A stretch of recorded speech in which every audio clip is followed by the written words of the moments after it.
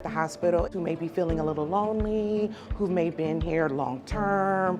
It's just a little visit to put a smile on their face. You want to guess what you weighed? Close, 130. People do respond very well to dogs, especially in a situation like a hospital. When people meet therapy dogs, right away, the tension just kind of melts away. It lowers their blood pressure. This is Nova. She is basically a cane corso, Italian Mastiff. She belongs to an association called Pet Partners, which is the largest therapy dog organization in the country. She actually loves coming to the hospital and being with the people, and she seems to sense what people need her the most. Oh yeah, you like your ears scratched, huh? It takes you away from, the present, gives you a little feeling of being home. Going in and interacting with the patients' families, it helps them more than the actual patients most of the time. You can't pet a therapy dog and not be in a good mood. This is Tula. Tula Louise. It's going to be 5 in June. She's been a therapy dog now going on 3 years. We had to first get our CGC, which is our Canine Good Citizen. We just 2 years ago joined First Responder Therapy Dogs. Would you like to see the dogs? We try to be here on Mondays, and then she's here during the week on Tuesdays and Fridays. And then we have a third dog that's Here Sunday Friday afternoons and and Sundays. Sunday. They're bringing a lot of joy, a lot of kindness to us. The patients love them. The staff absolutely adore them. They bring that stress level down. They're not just here for the patient, and they do a wonderful job at it. My favorite part about bringing her here is seeing the joy that she brings to everyone, because I know how happy she makes me at home. So just sharing the joy. Both Nova and I love coming here, enjoying interacting with the people, whether it's the staff or the families or the patients. It's just a good experience, like you're contributing something.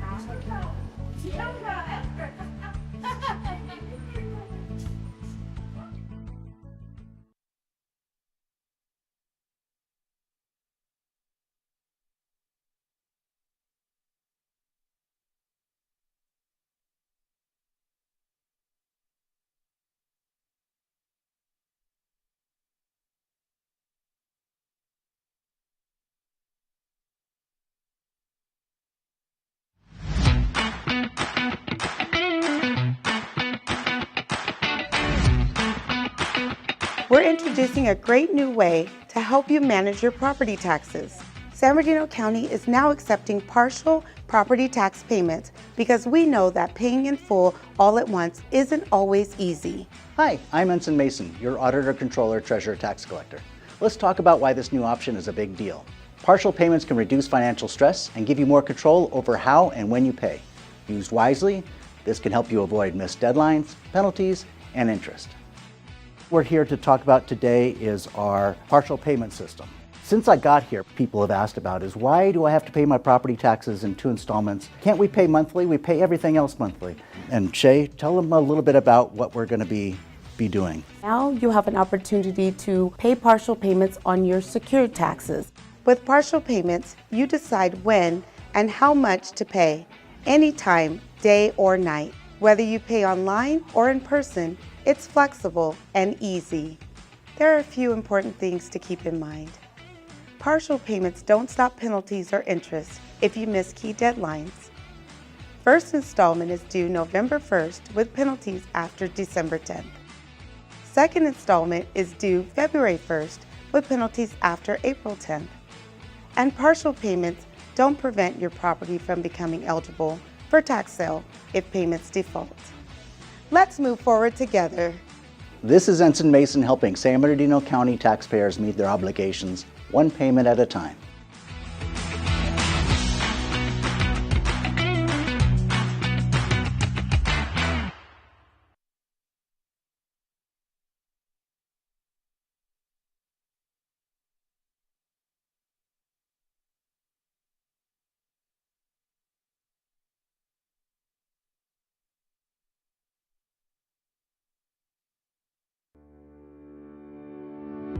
The Management and Leadership Academy is about an 8-month program that deals with leaders, future leaders, gives them an opportunity to expand their skills or to learn more about how to effectively manage and lead in their departments. It was developed 20 years ago because we wanted to ensure that all of our leadership had the necessary tools to be able to not only service our employees internally, but also meet the needs of our community in an excellent manner. MLA gives employees a comprehensive understanding of the county and its mission. It helps employees become better leaders to pour that out into the community. When you're a participant, you come in and you're either in a supervisory level, you're in a managerial level or an executive level, and you are either partnered with a coach or a mentor, and they guide you throughout the process. It's a great way to connect staff with leadership. It's a great way to network and meet new people. Every department, every employee within the county is doing something that contributes to the overall vision and goal of the county. I work directly with all the branch managers in our county libraries. So my goal is to share what I've learned to them so they can be the effective leaders in the community so they can make an impact. There's so much good that we do for the people of San Bernardino County, and for the leadership to understand that this is important to build our leaders, our future leaders, I just really think that it's a positive experience all around. I was in the inaugural EDP program back in 2005, right after they reconfigured the program. The program helped me gain a lot of confidence in not just my current job, but where I wanted to go in the future. Services offered are a reflection of the leadership in the organization. If we're preparing more effective leaders, inspiring leaders, we can have services offered in a way that helps the residents succeed and thrive in our county. It's just a unique experience that you won't get anywhere else. You won't get it going to some college. This is hands-on experience with people that work at the county and share the same passion. I was very happy to learn from the experts, kind of work with them, learn with them, grow together, and just get the opportunity to just be a better leader and create wonderful teams. In order to have a stronger workforce, we need strong leaders. That brings better efficiency, better, stronger results, better collaboration amongst different departments, and ultimately it is in service of the community of San Bernardino County.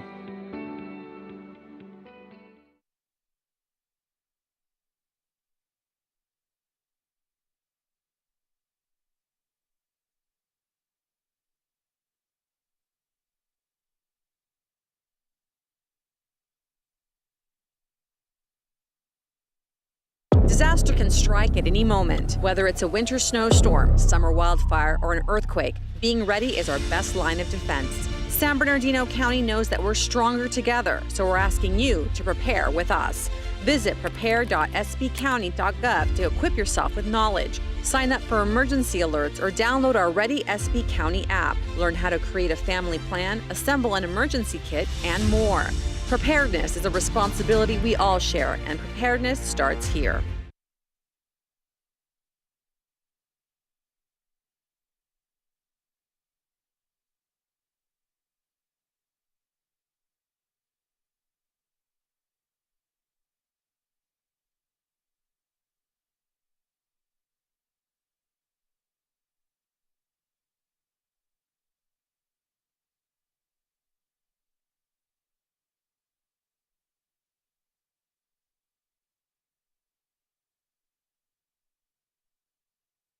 So much to love, so much to see. Right here where you wanna be. Live, explore, make it known. San Bernardino County, yours to roam. Discover why there's so much to love in San Bernardino County by visiting love.sbcounty.gov.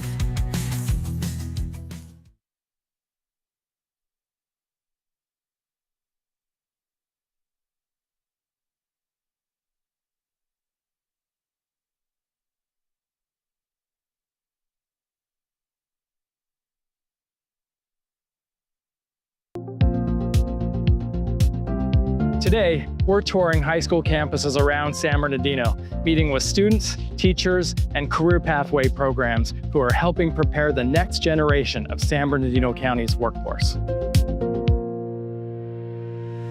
10 years ago, the members of the Board of Education had this vision for the career and technical education pathways to prepare students for college and the workforce. The Workforce Development Department can help county departments who are interested in providing work experience learning opportunities to a youth worker by helping to facilitate placement opportunities and paying participant wages. The goal of the CTE pathways is to prepare our students to industry standards to be absolutely prepared to enter the workforce the day after high school graduation. We have a variety of CTE pathways, from business to construction. We have a digital media and arts academy. We have a lot of different pathways for the students to choose from. When I was in high school, it very much was you have this set list of classes that you get the grades in, you'll get your diploma. These CTE programs much more focus on helping students build those skills for those next steps in their life. We're really blessed to have a lot of access to multiple modalities.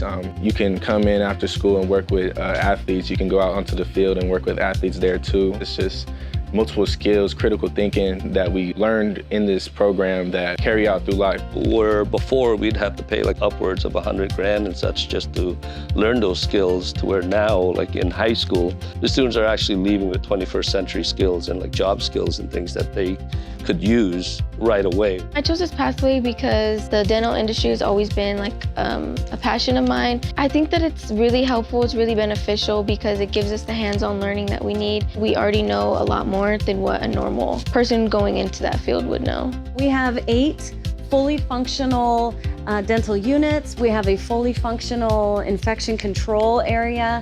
Classroom spaces that we have created are even a cut above the private sector. I'm always talking about this beautiful building, so there'll be great candidates for all those positions or future positions that will open in our county.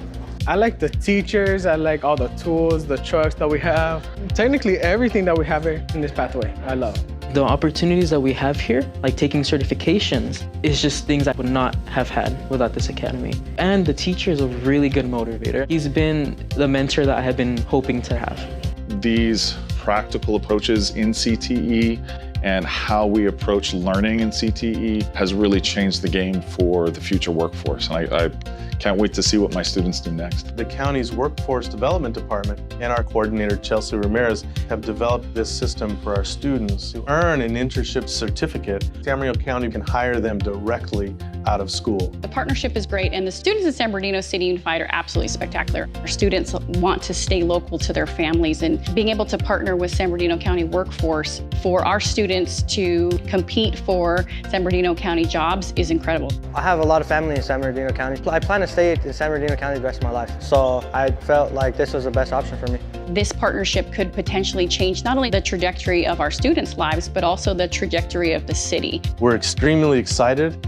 and that continues on with the vision of having our kids stay right here in the county of San Bernardino, where the money stays here, the brilliance stays here, and our community starts to rise. The county is helping to ensure that the next generation has the skills and work experience they need to land the career of their dreams and support our economy.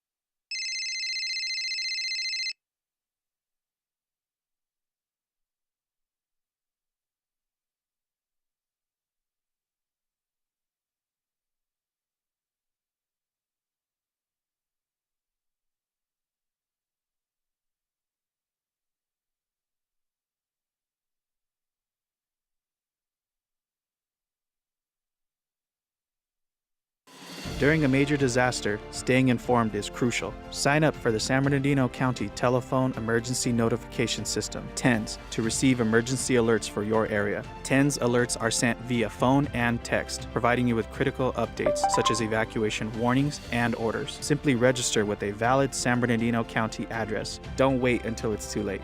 Register now at oes.sbcounty.gov. Connect with us, stay prepared, stay informed.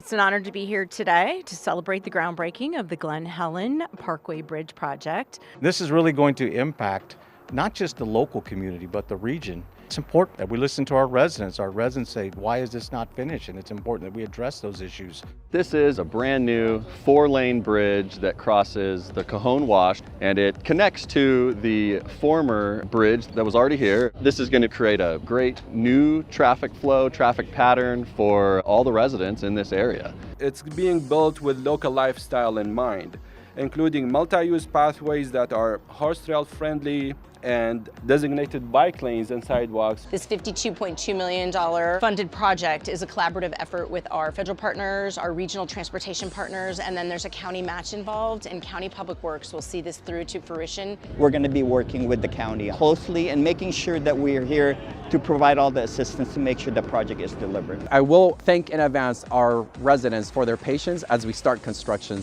There will be inconveniences, but we will do our best to minimize those. We will always have access through this area. This is an investment for the community. This is making sure that they have better transit. And we look at our police and fire are going to have better access routes. People could come to our regional parks and see the great things that we're doing, the great investments. That means more people coming to the county of San Bernardino to enjoy the beautiful amenities that we have here. I am so excited that people are going to find it easier to get in and out of Glen Helen Regional Park, whether they're coming here for just a day at the swim facility, a picnic with friends, or if they're coming here for a large concert. For the next 2 years, we will be working very hard to complete this project so we can have this improved, safer road for all of the community.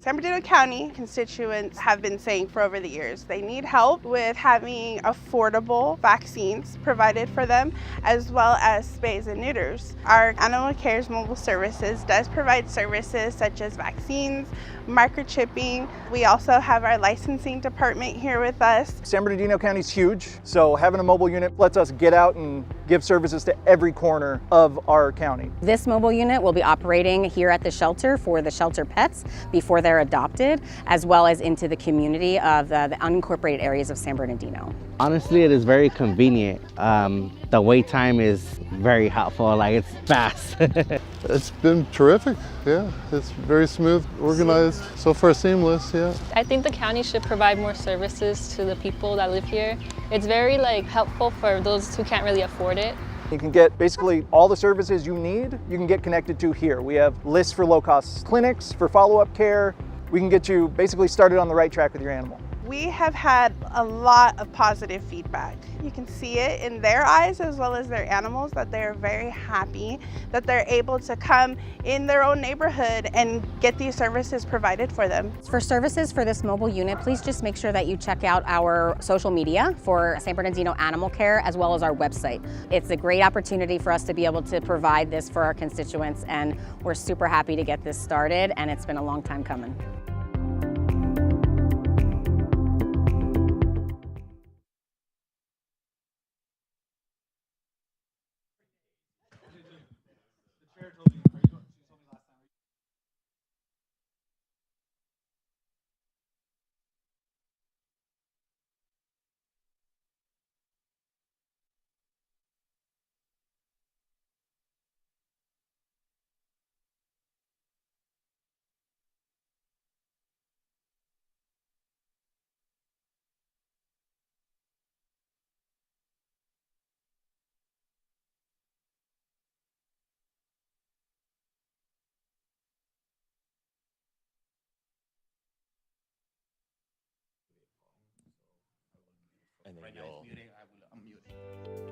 The San Bernardino County Fire Hazard Abatement Program is administered by code enforcement under the authority of County Fire.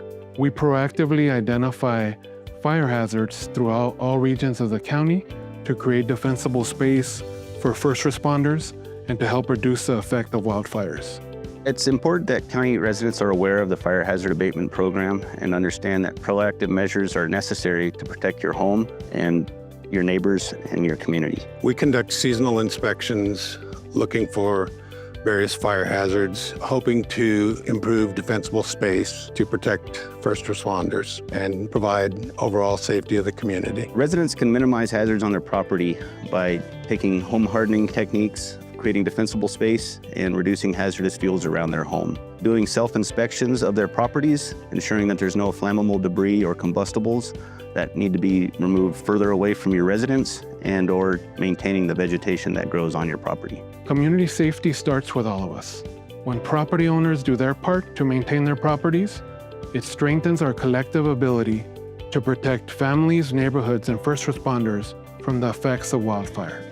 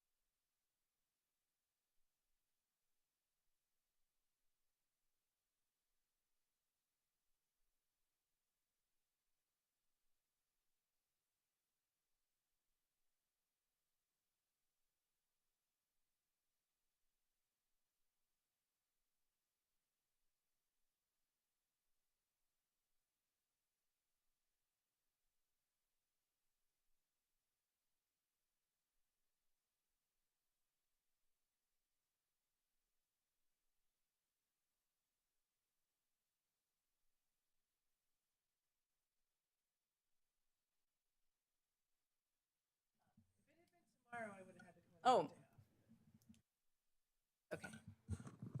Good morning, everybody. I'd like to call this meeting to order. This morning, we have an invocation and pledge led by Matthew Erickson. So if you'll please stand and join me. Good morning, Chair, members of the board. Please join me in prayer. Oh, Lord God, I know during times of devastation and loss, our residents feel incredibly vulnerable and helpless. And I just want to start off by just asking God that you would meet them with your peace, the only peace that you can bring to people.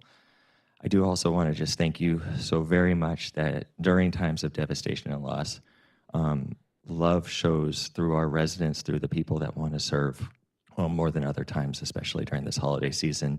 So I want to especially thank you for the county employees that are giving of themselves so much during this time, as well as the community members, the volunteers that are helping take care of those in need. Lord God, I just want to also ask you that as new rains come, that you would be with the board members as they make difficult decisions and that will impact our residents' lives, along with Luther, Trevor, and just all the county leadership that is helping to make important decisions. And most importantly, I do just want to pray that as new rains comes, that you would be with first responders, Public Works Department, all the folks that are going to be out there in the rain trying to help those in need, and especially our residents for their safety. So I just ask these things in your name. Amen. Please join me in the pledge. I pledge allegiance to the flag of the United States of America and to the republic for which it stands, one nation, under God, indivisible, with liberty and justice for all. Thank you. All right. Do we have any reports from County Council? No reports. Luther, reports from our CEO. Nothing to report specifically, but I'll make some comments on the Please. item. All right. Well, thank you. So first of all, Madam Chair, members of the board, thank you for being available to come together today to ratify this action for the emergency proclamation. Do you want me to wait to make these comments until? We'll do it all at once. So first, I want to express the county's solidarity with everyone impacted by these storms, especially the families and the neighborhoods who have shown tremendous resiliency during the evacuations, the road closures, the prolonged outages, just very difficult conditions, not only just over the last few days, but over the Christmas holiday too. This was a tough time for many. This is a time when families come together, and a lot of our employees and our hardworking staff take time away. So not only was this just a devastating, difficult time, but over the holidays, it compounded that. And so just incredible,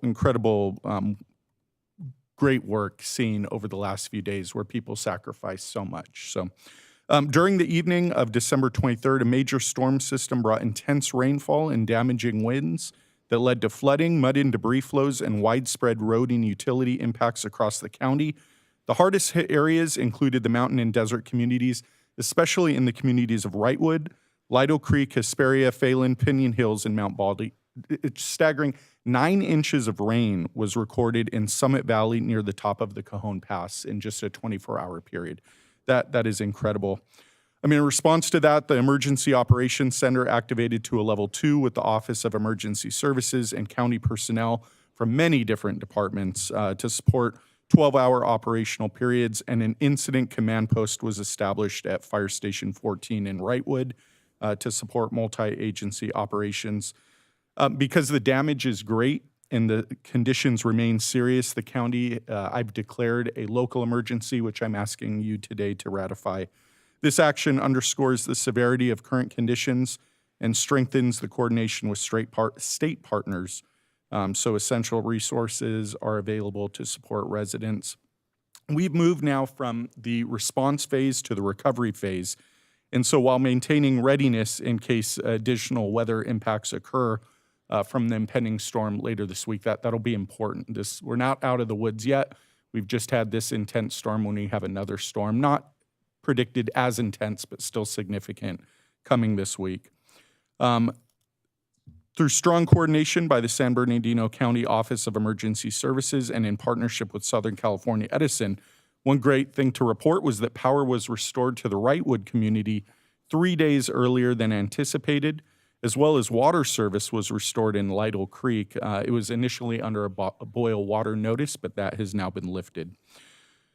From the onset of the storm, the priority here was protecting lives and preventing further harm. The county pre-positioned resources with nonprofit partners ahead of the storm, issued evacuation warnings and orders, conducted welfare and door-to-door checks in high-risk areas, carried out coordinated rescue operations, including swift water rescues and rescues of people trapped in vehicles, that maintained strong communications with the public.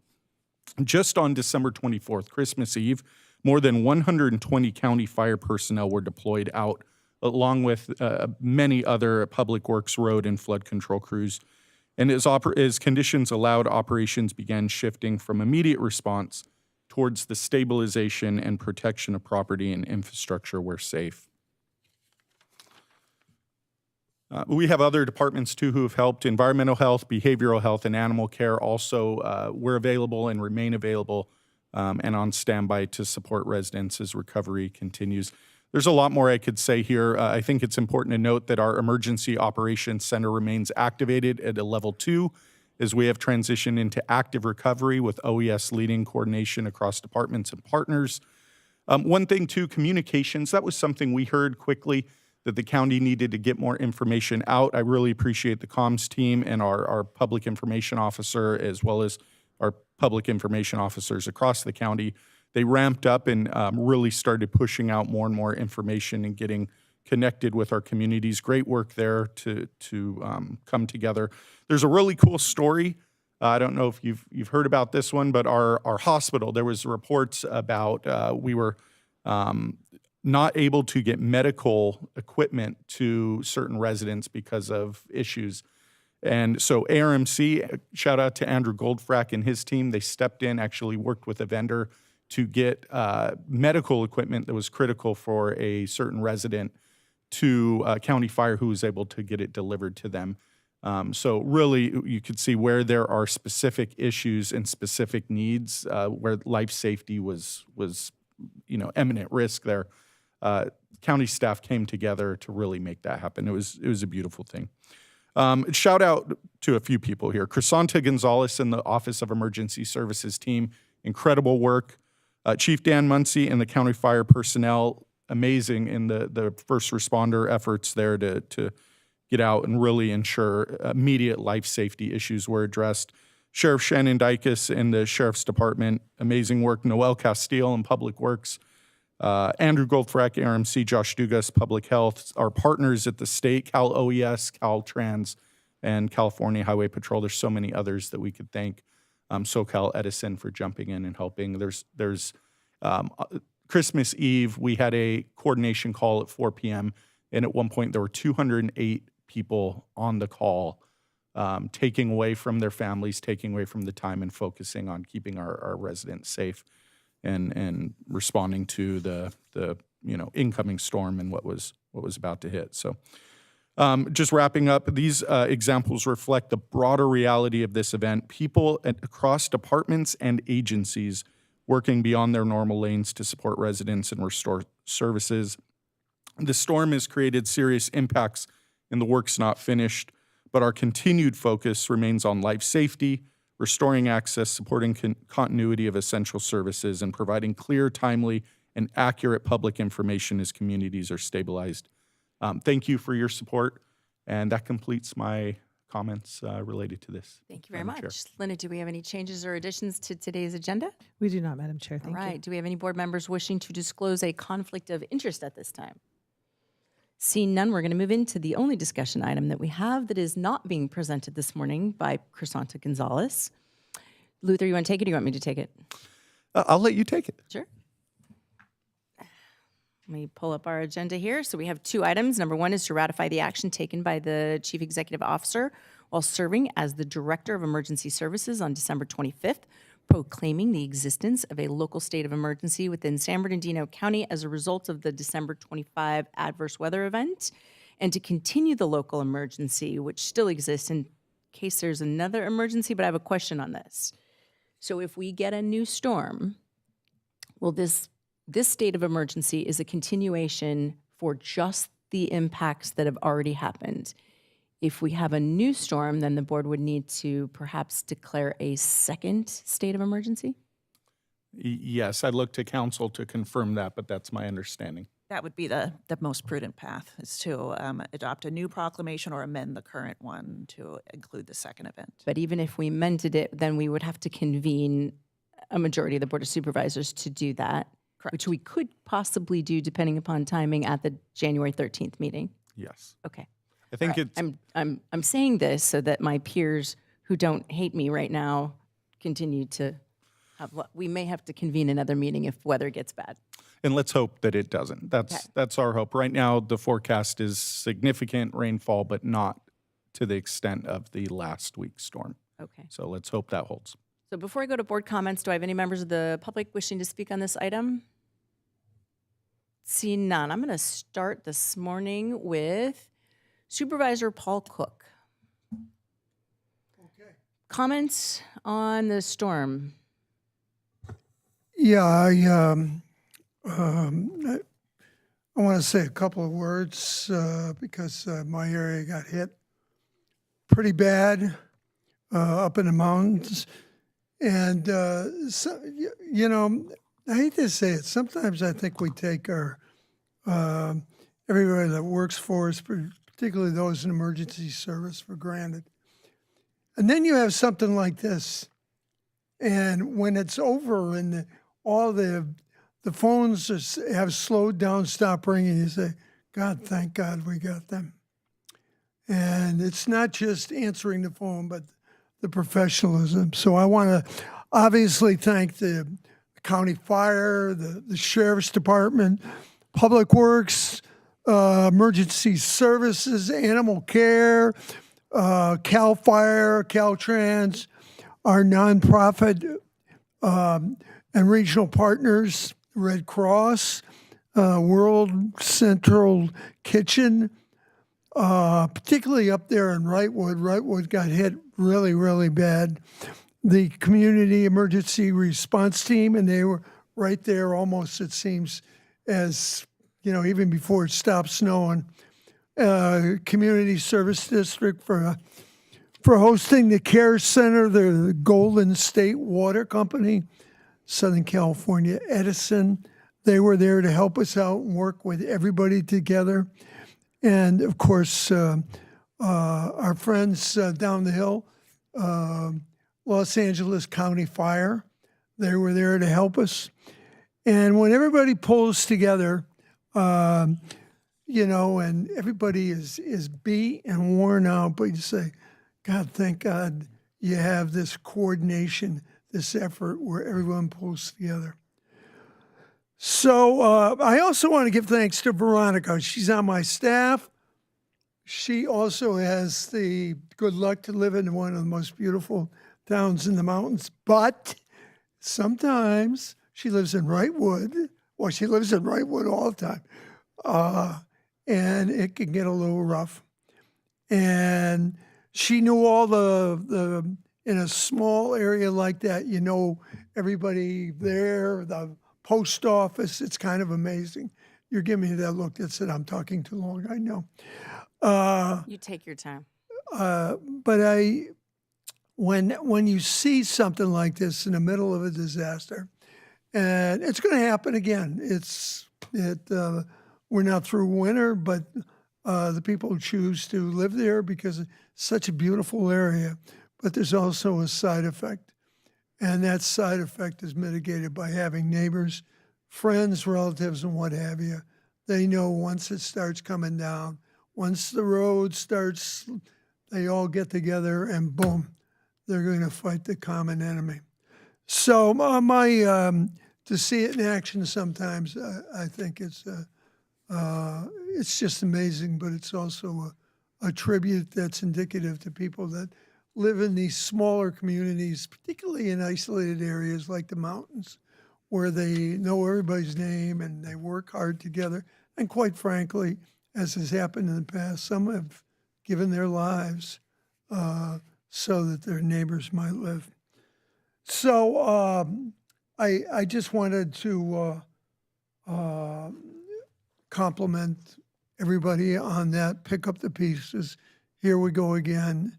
And the county just, I don't know, everybody, the fire and all the ones that contribute so much, we say thank you, but then you say, what happened if, they weren't doing their job, if they weren't that efficient, if they weren't, people would be dead and would be having the body count much higher than it actually is. So I'm talking far longer than Dawn's giving me the evil eye. She gives me that about 3 times a meeting. But once again, where everybody pulls together in the county, well done. We're all in this together. And the bottom line is not just homes and streets, but you're actually saving lives. And you should be proud of that. And if you see somebody that was up there, just thank them. That's all I have. Thank you. Vice Chair Baca. Yeah, thank you, Madam Chair. Just want to thank all the departments. Can't be said enough. Just want to thank our first responders. Want to thank our county departments. Our state partners, and public utilities, and all the nonprofits that really came together to try to address this issue.